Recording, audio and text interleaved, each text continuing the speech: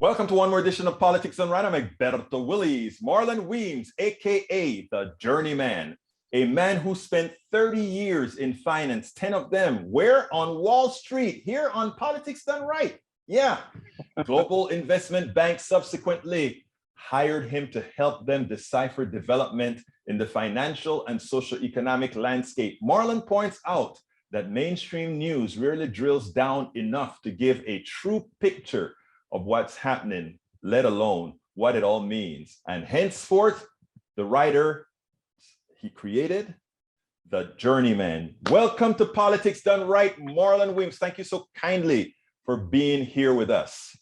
Thanks so much for having me, Egberto. Well, let me tell you, I met you in Woke, writers and editors of color, and I could not have been more happy to find someone of your caliber there. I read some of your work at the Journeyman that you carry on Substack and on Medium, and all I can tell you is we need to get your work out, especially since you were in the belly of what capitalism is all about. And while you're probably not as like I am, you know exactly what's going on in America. Welcome to Politics Done Right. Tell me a little bit about yourself. Well, as you said, I spent 30 years in finance. I started out actually in the Deep South in Arkansas, which is home, and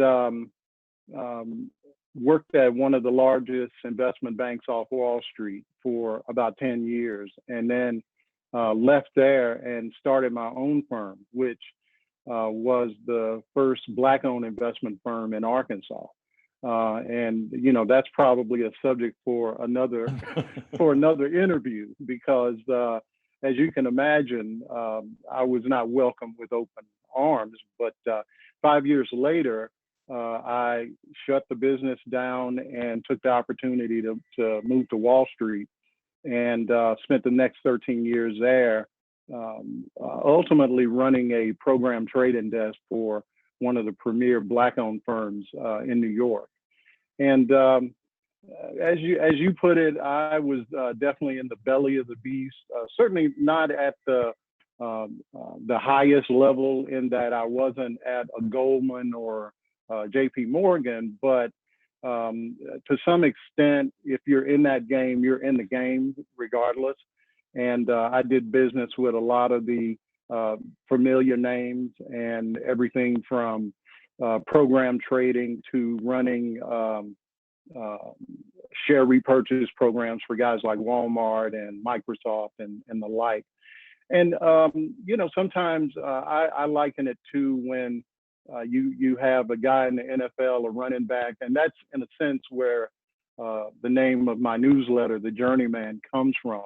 And you know, in that I had been one of those players that had been in a lot of aspects, but never quite the Tom Brady, but still in the game. Consequential. Exactly. And so you know, Wall Street made the decision for a lot of us during the financial crisis. And at that point, I had started to have some, you know, just reconsideration about my career and the value of being on a trading desk all day, and, you know, their lifestyle, or not lifestyle, but quality of life considerations. You know, I never saw my kids.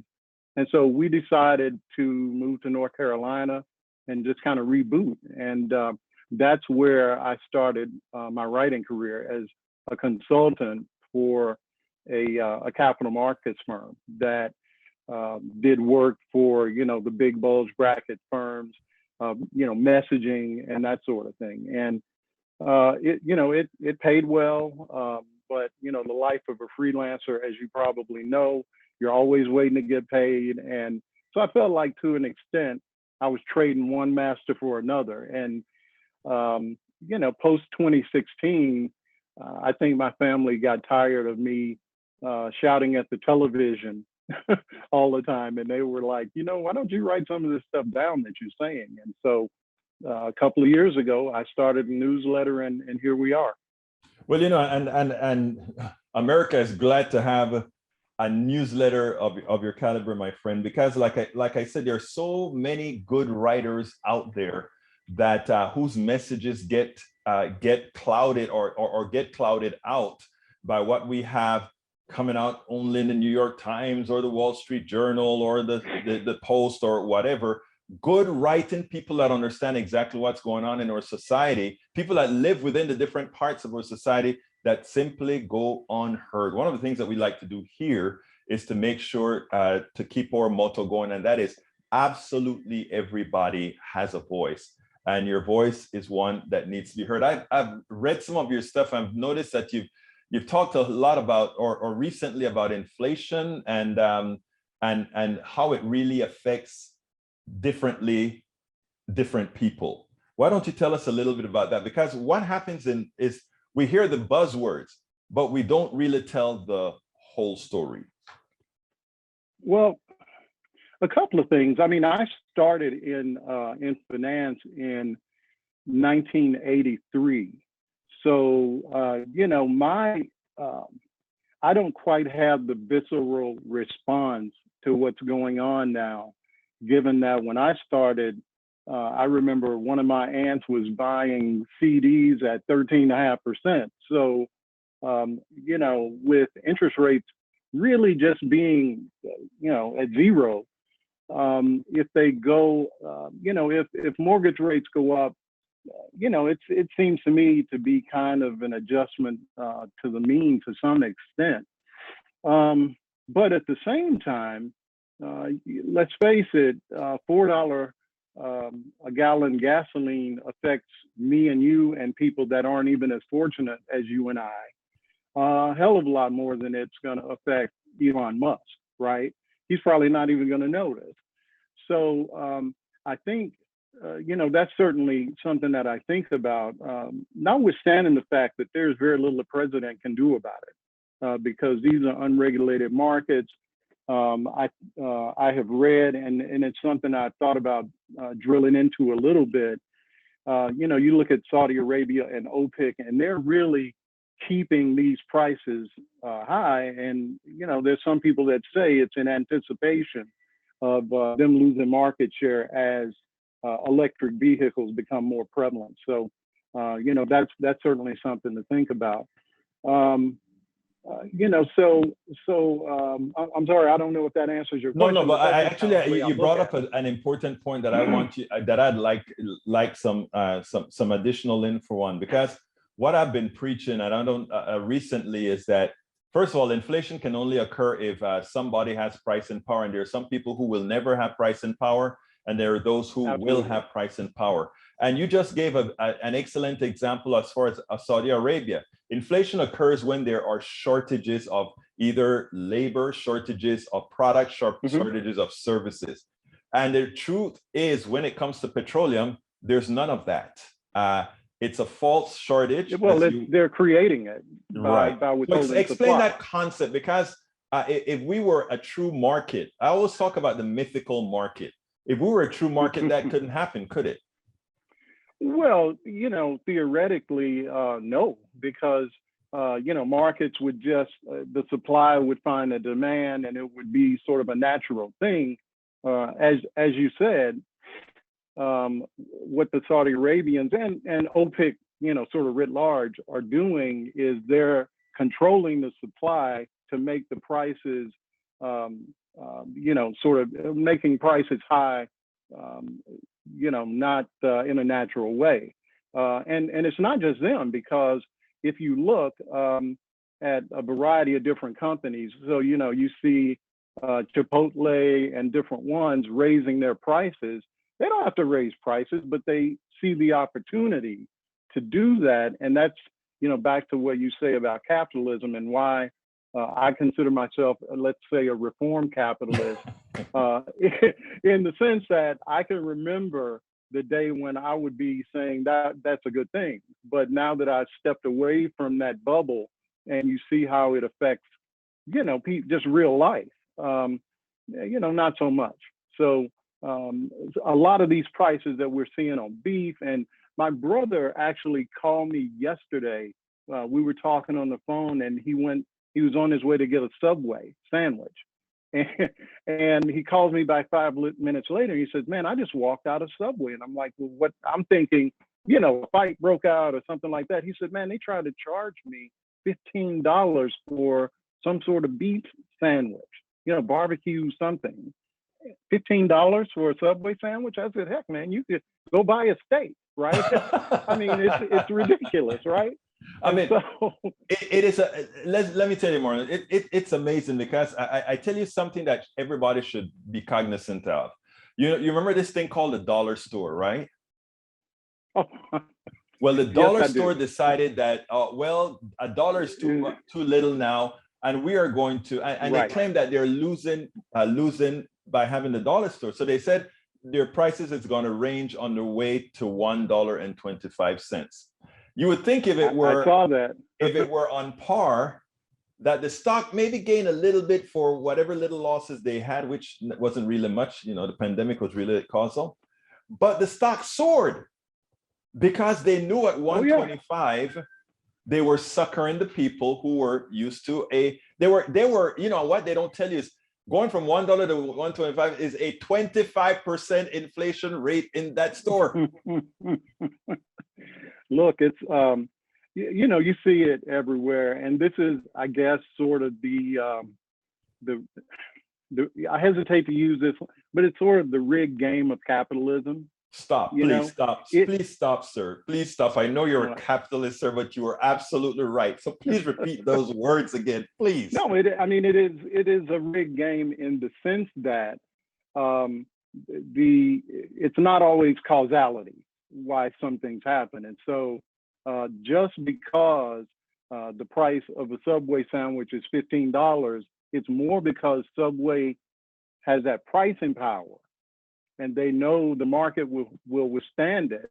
It's more related to that than it is that their costs went up incrementally and that's what they have to charge.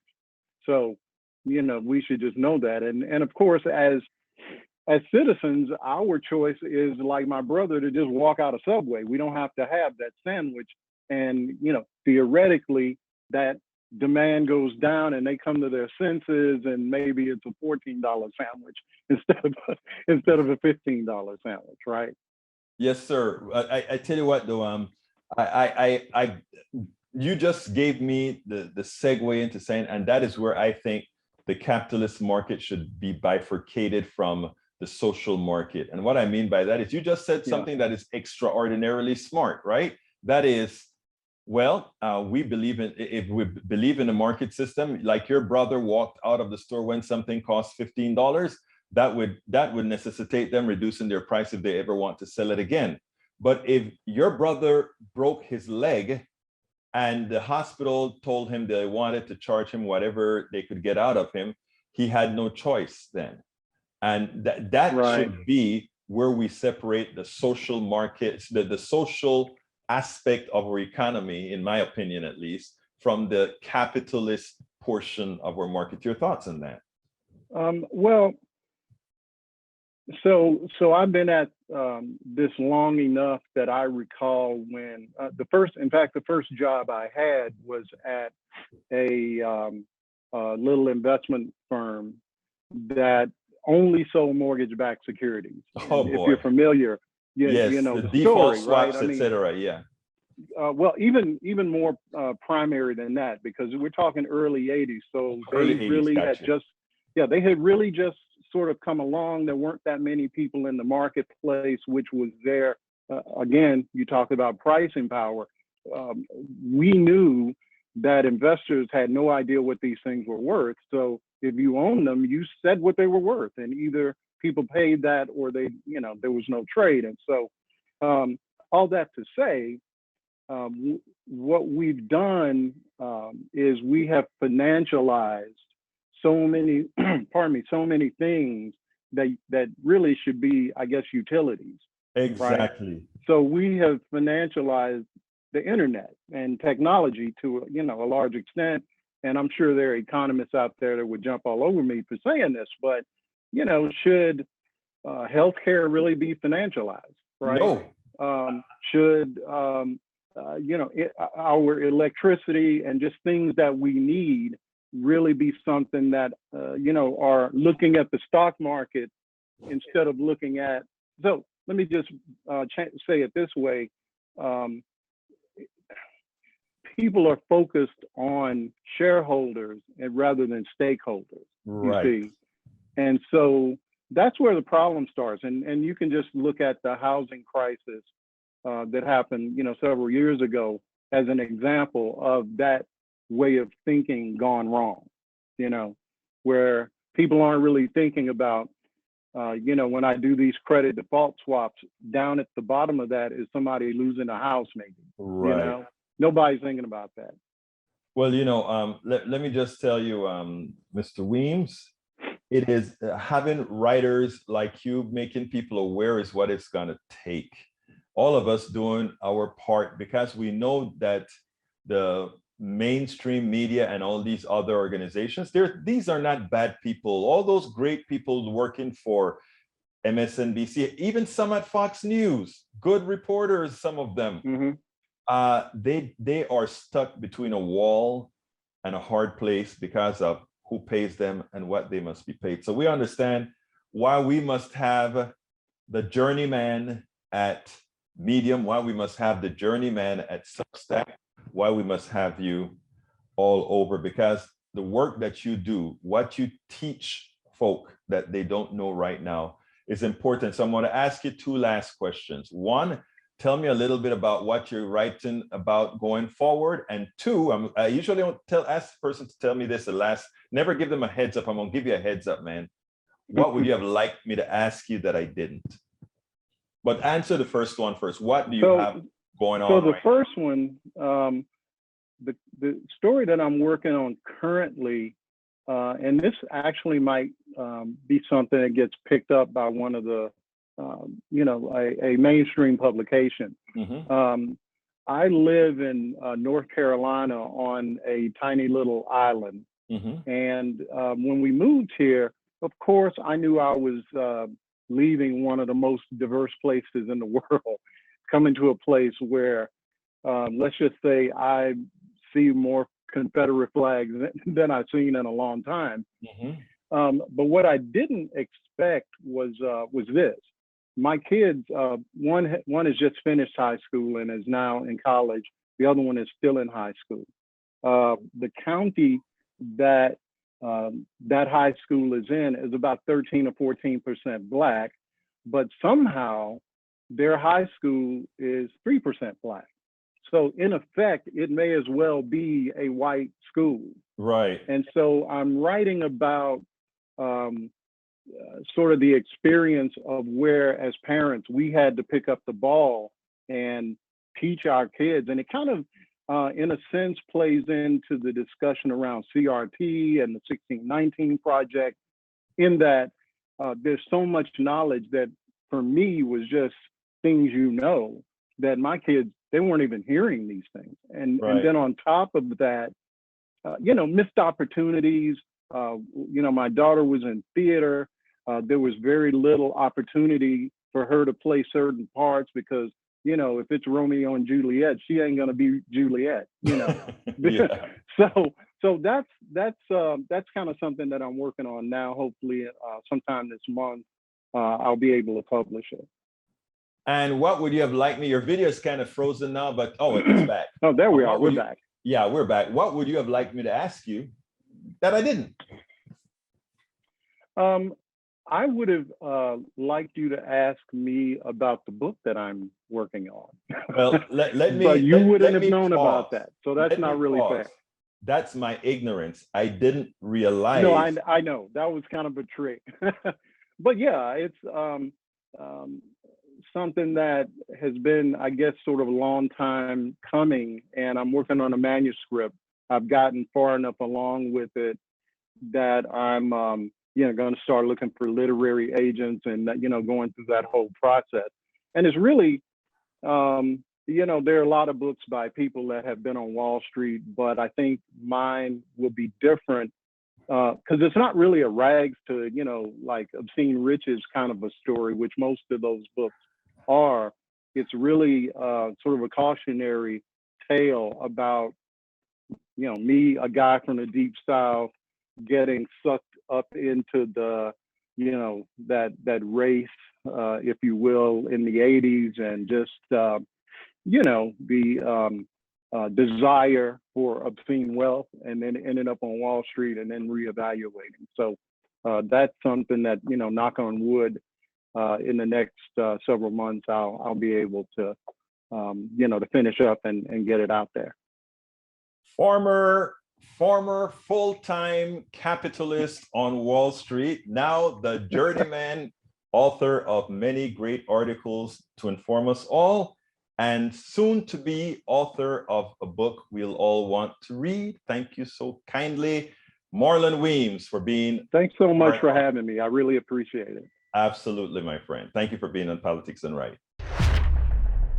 We spend a lot of time deconstructing the news, trying to parse it into a form that everybody can understand. We try to find those little nitpicks where it flies above the fray, etc. If you really like these videos that we do, I want to ask a big favor. Please go ahead, number one, subscribe to our channel, and number two, please join if you can. Thank you so kindly for watching. Keep watching. Please remember to share. We must populate the entire internet with our progressive message, a message that we know is what most Americans say that they want. So help us, please join.